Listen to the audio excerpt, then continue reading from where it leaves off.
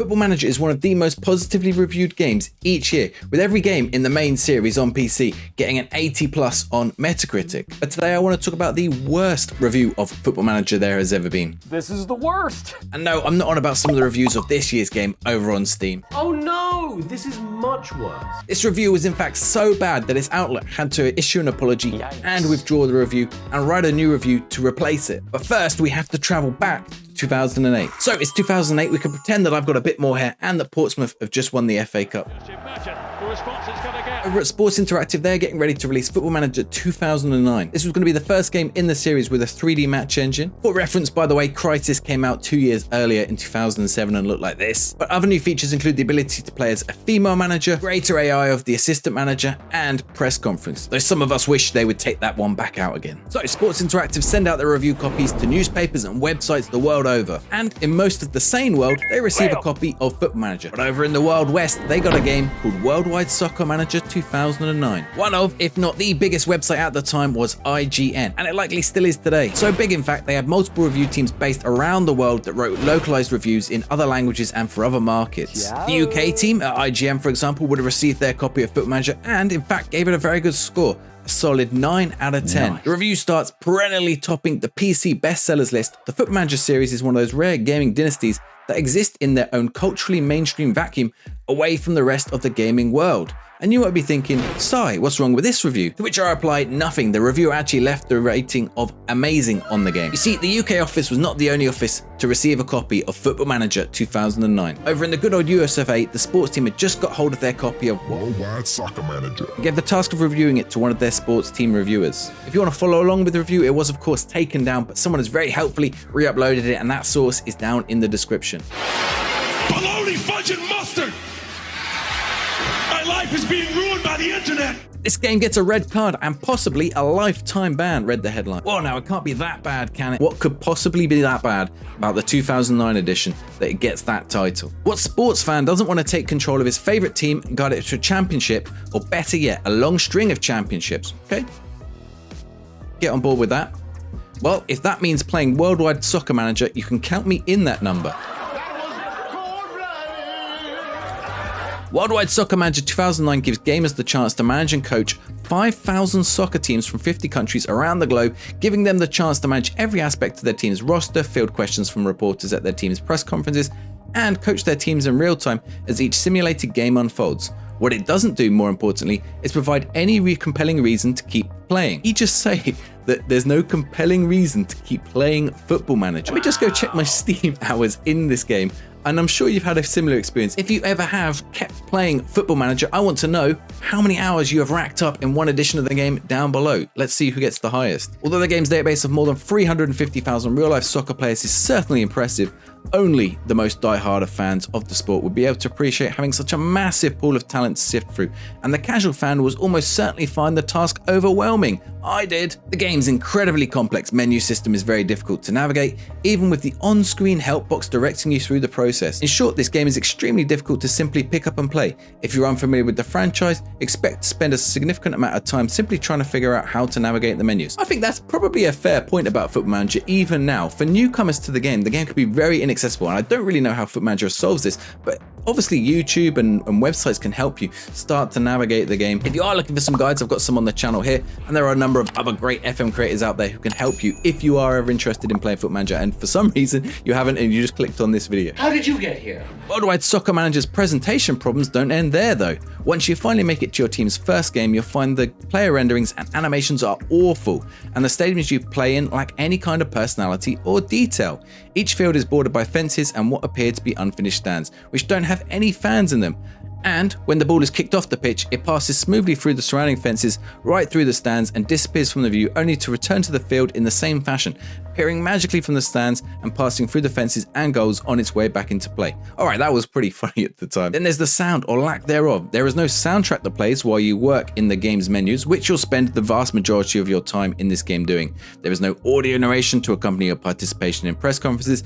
even though your options for how to respond to each question is incredibly limited. There's no audio commentary to accompany the action in the simulated games you watch/coach.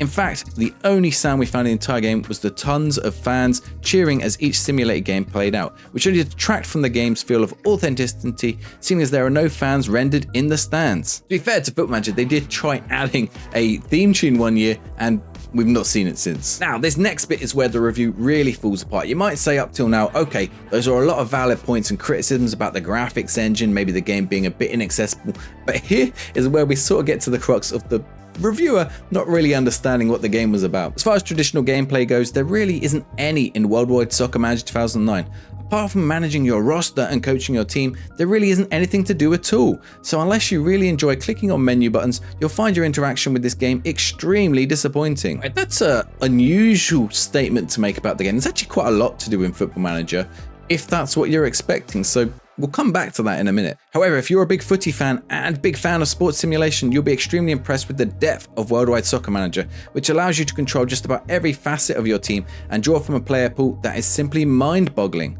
Wait, he just said there was nothing to do, and now he's saying you can control every facet of your team? Closing comments. This game obviously aims to provide the deepest soccer simulation experience possible for the sport's most passionate and informed fans, but it offers little to nothing that would appeal to a casual fan of the sport or to the average video game enthusiast. The menus are complex and difficult to navigate, graphics are terrible, the sound is non-existent, and there is no traditional gameplay to speak of. I couldn't imagine why anybody would prefer Worldwide Soccer Manager to FIFA 09 or Pro Evolution Soccer 2009. He's just compared the game to FIFA and Pro Evo. Wrong.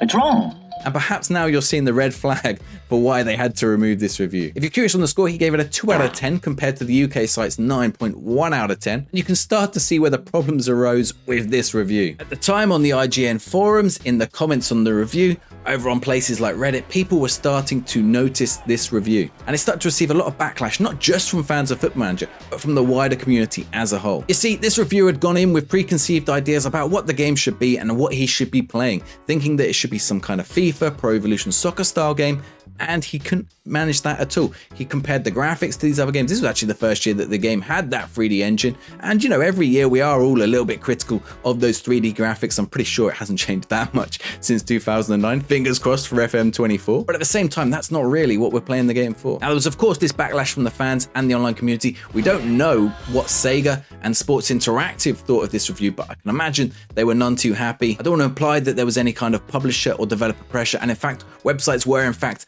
a little bit hesitant about engaging this after the 2007 scandal of the Kane and Lynch review over on GameSpot. If you don't know that, in 2007, GameSpot fired its journalist Jeff Gerstmann after he gave a bad review to the game Kane and Lynch. Square Enix, who were advertising the game Kane and Lynch on the GameSpot website, alongside that terrible review, put lots of pressure on GameSpot to take the review down. The company fired him. It caused a backlash in the online community. Lots of the fans of GameSpot boycotted the website on the back of it, and a lot of other writers ended up leaving GameSpot. There was a little bit of controversy in the gaming community about publishers putting pressure on review websites, and perhaps review websites being a little bit hesitant towards that. So how do IGN decide to respond to this controversy? Well, first, they pull the review from the website. It goes down, it goes blank, nothing replaces it. And then a little later that day, the link is replaced with a note that read, "We missed the mark. That's the only way to explain why we've pulled the US review of Worldwide Soccer Manager 2009 off our site. After seeing the community feedback and having more editors look at the title, we agree that with the readers that our original review didn't give Worldwide Soccer Manager 2009 a fair shake. Unfortunately, our critical analysis of Worldwide Soccer Manager 2009 focused more on what the author wanted it to be rather than what the product actually was. We review games at IGN based on their own merits and agree that it was unreasonable to compare Worldwide Soccer Manager 2009 with action-orientated sports titles like FIFA or Pro Evolution Soccer.